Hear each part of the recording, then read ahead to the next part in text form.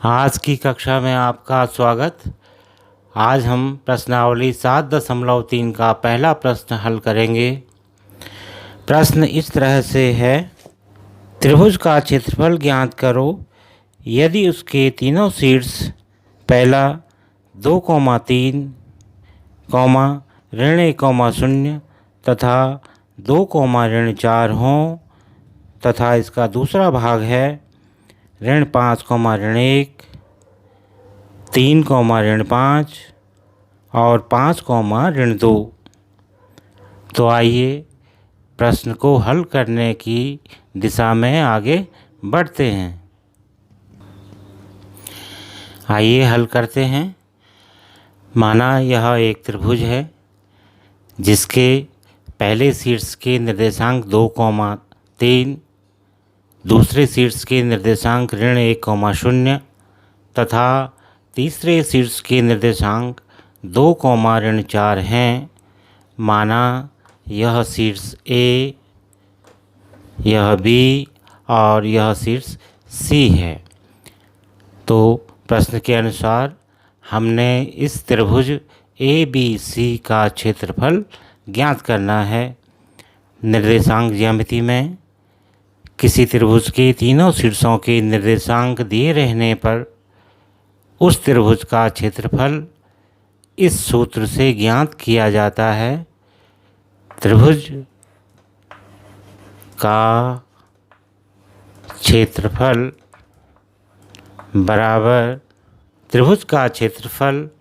बराबर 1/2 बड़ा कोष्ठ x1 छोटा कोष्ठ y2 माइनस y3 धन x2 y3 माइनस y1 धन x3 y1 माइनस y2 कोष्ठ बंद।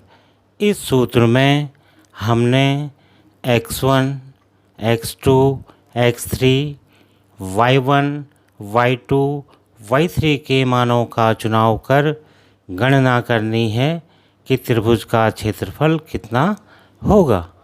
तो आइए x1, x2, x3, y1, y2, y3 का चुनाव करते हैं।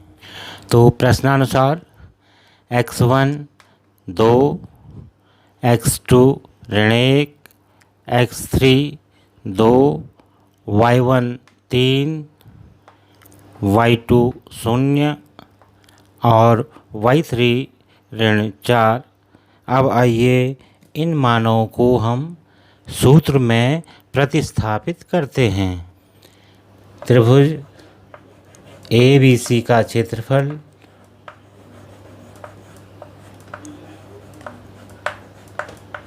बराबर 1/2 x1 यानी 2 कोष्ठ y2 0 ऋण y3 यानी ऋण 4। चूँकि y3 का मान ऋणात्मक है इसलिए हम ऋण 4 को कोष्ठ के अंदर लिखेंगे ताकि कोई गड़बड़ी ना हो सके। धन का धन x2 ऋण 1 y3 यानी ऋण 4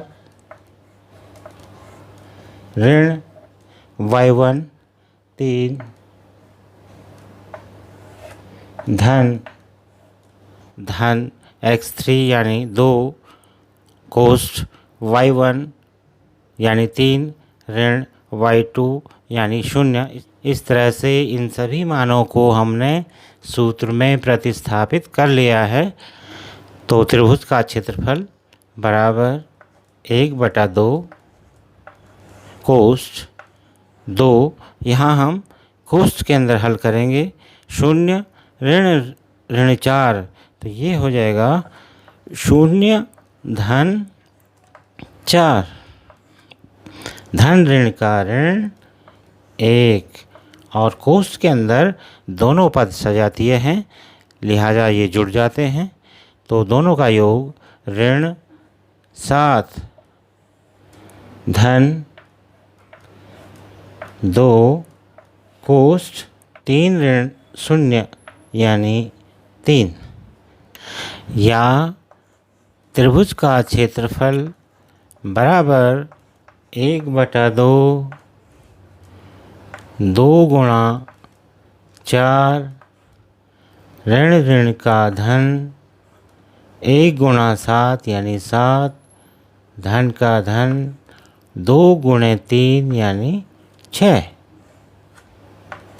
या इसे हम इस तरह से लिख सकते हैं, क्षेत्रफल बराबर 1/2 गुणा 4 गुणे 2 यानी 8 धन 7 धन 6। और आगे त्रिभुज का क्षेत्रफल बराबर 1/2 गुणा गया 8 धन 7 धन 6 8 7 15 6 21 1/2 गुणा 21। या इसे हम लिख सकते हैं, त्रिभुज का क्षेत्रफल बराबर 21/2 मात्रक। तो इस तरह से हमने त्रिभुज ABC का क्षेत्रफल इस सूत्र की मदद से प्राप्त कर लिया है। अब हम पहले प्रश्न का दूसरा भाग हल करेंगे। दूसरा भाग इस तरह से है, त्रिभुज के तीनों शीर्ष इस तरह से हैं, ऋण 5, ऋण 1, ऋण 5, ऋण 1। दूसरा शीर्ष 3, ऋण 5,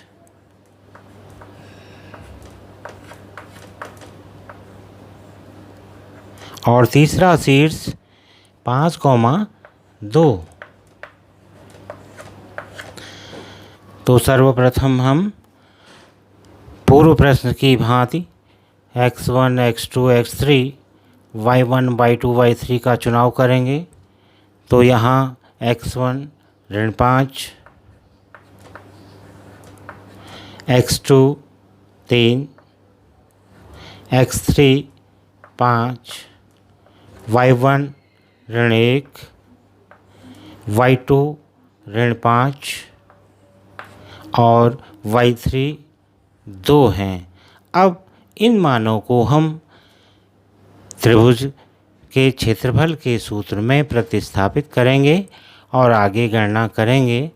त्रिभुज ABC का क्षेत्रफल बराबर 1/2 x1 यानी ऋण 5 कोष्ठ y2 माइनस y3, y2 यानी ऋण 5 और y3 यानी 2, ऋण 5 ऋण 2, ऋण 5 ऋण 2 धन x2 यानी 3 कोष्ठ y3 ऋण y1 यानी 2 ऋण ऋण 1, 2 ऋण ऋण 1। तो ऋण 1 को हम कोष्ठ में लिख लेते हैं, धन। या त्रिभुज का क्षेत्रफल बराबर 1/2 ऋण 5। कोष्ठ के अंदर दोनों संख्याएं सजातीय हैं, दोनों ऋण चिन्ह वाली हैं, अतः इनका यहाँ योग हो जाता है। ऋण 5 ऋण 2 बराबर ऋण 7 धन का धन 3 कोष्ठ, और यहाँ 2 ऋण ऋण 1 है, तो ऋण ऋण का धन यानी 2 ऋण ऋण का धन और 1 कोष्ठ बंद धन 5 कोष्ठ ऋण 1 और ऋण ऋण का धन 5।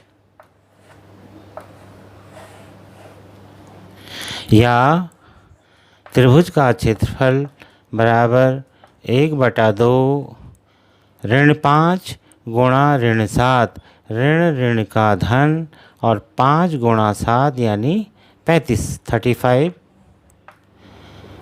धन का धन 3 गुणा 3 यानी 9 और धन ऋण का धन यहाँ, या त्रिभुज का क्षेत्रफल बराबर 1/2 ऋण 5 गुणा ऋण 7 धन 3 गुणा 2 धन 1 यानी 3 गुणा 3 धन 5 गुणा ऋण 1 धन 5 यानी 4।